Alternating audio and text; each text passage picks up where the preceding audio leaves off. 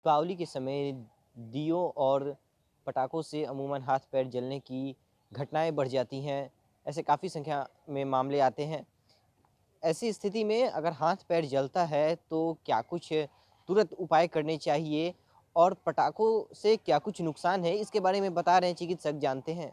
हर साल कई सारे ऐसे पेशेंट्स आते हैं जो असावधानीवश अपना हाथ या शरीर का कोई अंग जला लेते हैं।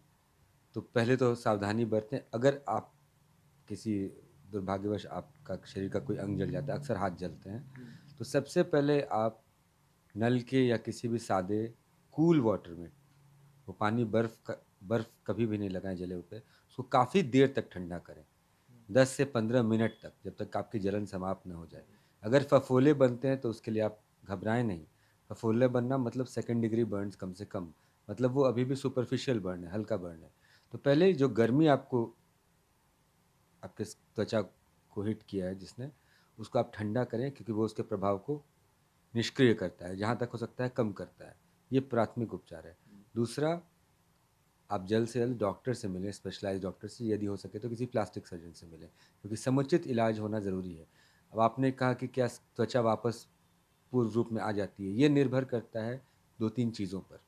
जलना जो है, जो प्रक्रिया है बर्न्स की, वो एक फिजिको केमिकल प्रोसेस है।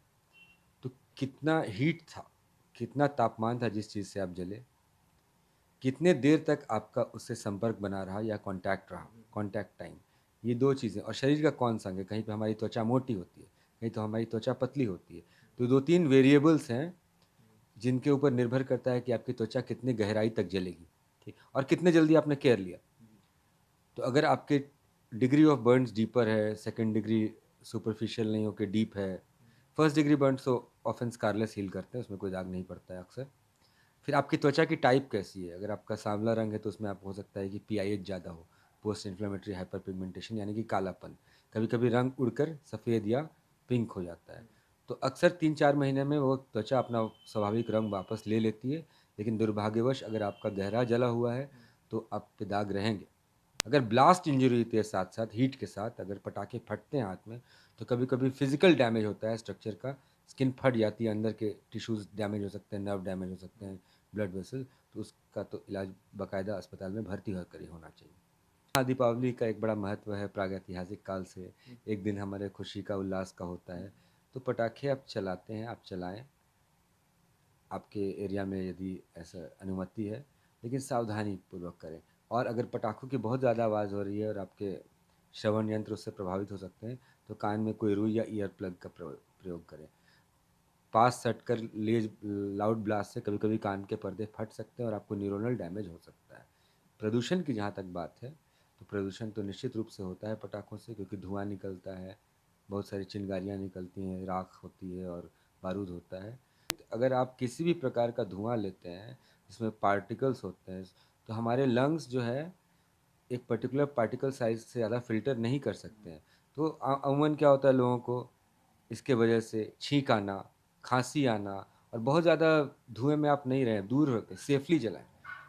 पटाखों से आप दूरी रख के कर सकते हैं, बहुत तरीके हैं जो आपको हाथ में लेके करने की ज़रूरत नहीं। और मतलब मुझे लगता है कि जो रोशनी है, जो दीपक का प्रकाश है, वो भी प्रकाश ही दे रहा है, तो उससे भी हम अपना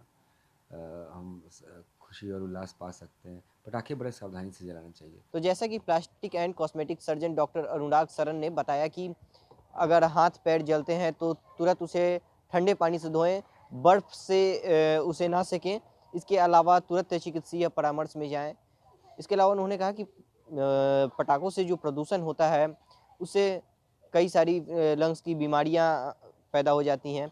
ऐसे में पटाखे अगर कहीं फोड़ते भी हैं कोई, तो काफ़ी सावधानी के साथ फोड़ें, काफ़ी दूरी से फोड़ें, और पटाखों की आवाज़ भी कान के लिए काफ़ी हानिकारक होते हैं। ऐसे में जिन्हें तेज़ ध्वनि से परेशानी है, वह दीपावली के दिन कान में रुई या कुछ अन्य उपकरण डालकर रखें, ताकि तेज़ ध्वनि उनके कानों को नुकसान ना पहुँचाए। ईटीवी भारत के लिए पटना से सहयोगी राजीव के साथ कृष्ण।